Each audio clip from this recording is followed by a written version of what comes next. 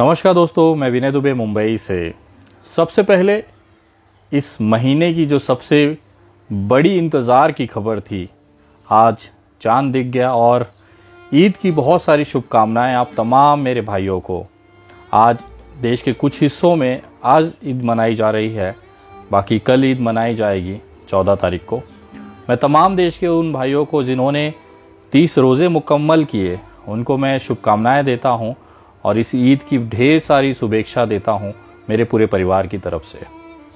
इस रमज़ान के दौरान हमने वो सारी चीज़ें देखी जो एक देश के लिए, एक आपसी सौहार्द के लिए ज़रूरी होता है। मैंने देखा धूप में, चिलचिलाती धूप में रोज़ेदार किस तरह से सड़कों पर निकलकर भूखे लोगों को राशन और पानी बांट रहे थे।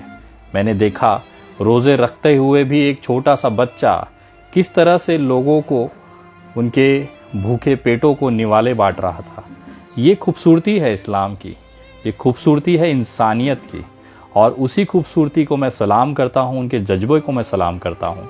पूरे देश से लगातार सहयोग हमें मिला और इस रमज़ान में हमने पूरी ईमानदारी से कोशिश की कि हर उस ज़रूरतमंद तक पहुँचा जाए जो वाकई में ज़रूरतमंद है।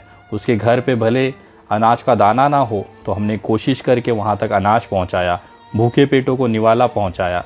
चिलचिलाती धूप में ड्यूटी कर रहे, पैदल जा रहे राहगीरों को, यात्रियों को हमने पानी पिलाया और जितना भी हो सकता था, जो भी हमारे हाथों में मुमकिन था, वो सारा प्रयास किया किसी के चेहरे पर एक छोटी सी मुस्कान देखने के लिए।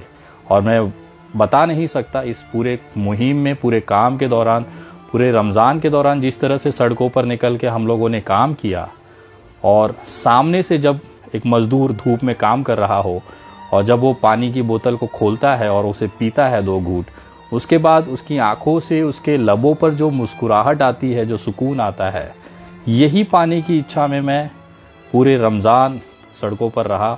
बंगाल में थे तो वहाँ पर भी हमने जो भी हो सकता था किया, और ये सब आपकी मदद से हुआ। मुझे लग रहा था कि मेरा काम पूरा हो गया, लेकिन कल मैं लोकमान्य तिलक टर्मिनस पे था, मुंबई के कुर्ला टर्मिनस पे। वहाँ पे हम लोग पानी और बिरयानी बांट रहे थे। उसी दौरान एक भाई मुझसे टकराता है।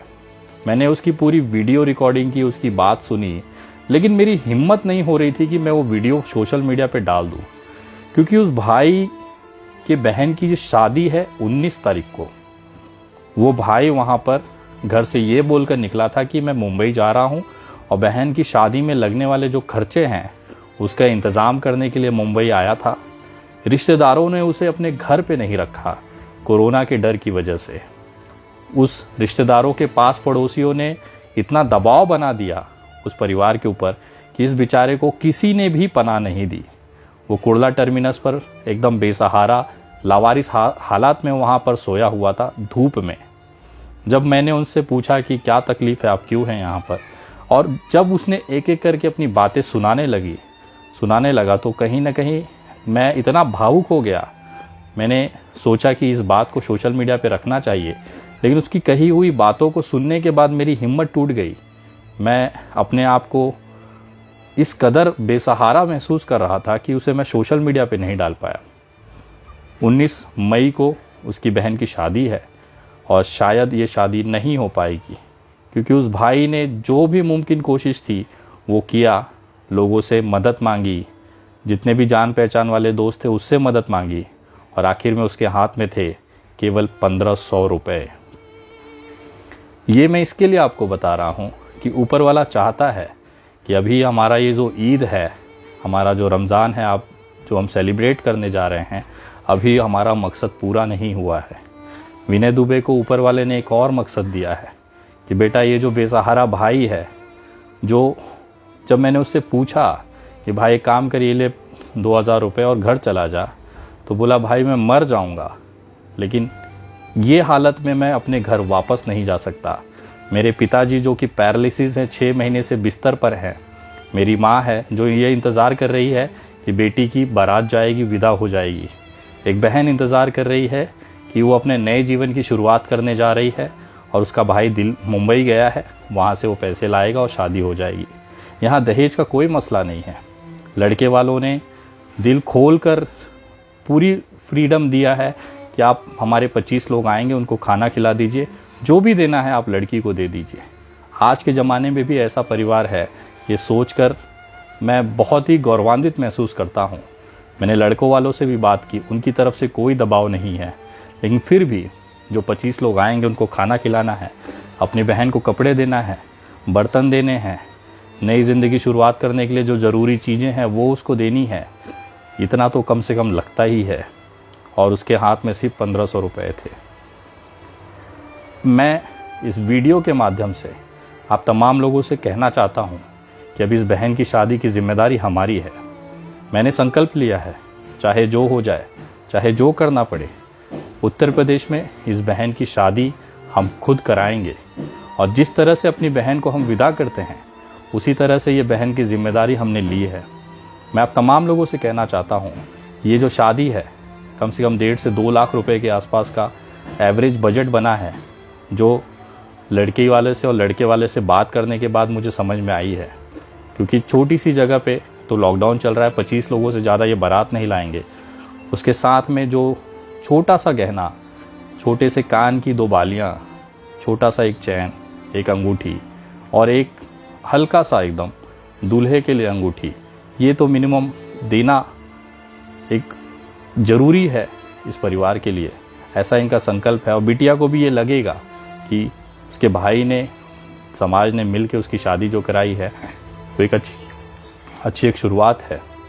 तो यह हमारा संकल्प है, और मैं आप लोगों से निवेदन करना चाहता हूँ कि शादी अब हम लोगों को मिल के करानी है। उस भाई को मैंने मुंबई रुकाया है, और 1-2 दिन के अंदर सारी व्यवस्थाएं यहाँ से वहाँ पर करके इसको मैं यहाँ से भेजूँगा, और ये वहाँ पर जाके अपनी सारी व्यवस्थाएं ठीक करेगा।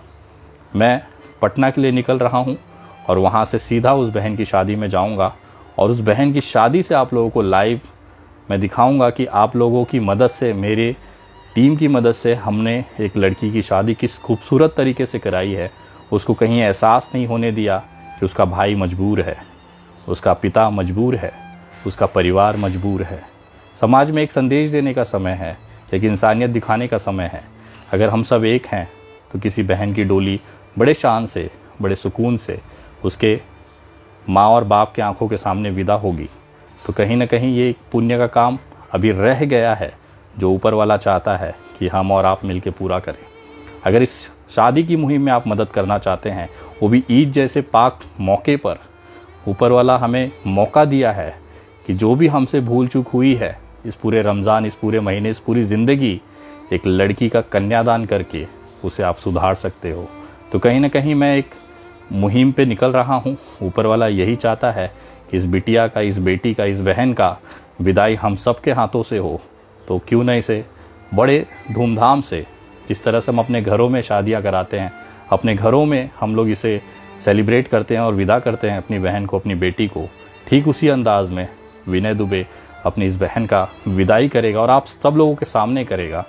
और अगर इस मुहिम में आप लोग भी, अगर आपको लगता है आपकी स्थिति ठीक है या नहीं भी ठीक है, लेकिन फिर भी अगर आप कुछ इस बहन के लिए मदद करना चाहते हैं, तो आप हमें गूगल पे, फ़ोनपे, पेटीएम और UPI नंबर 9867225779 9867225779 इस नंबर पर आप भेज सकते हैं।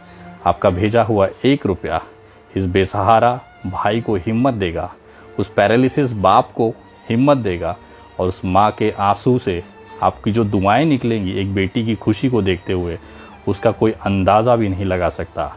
क्योंकि हमारे हिंदू पुराणों में कहा गया है कि कन्यादान से बड़ा कोई दान हो ही नहीं सकता।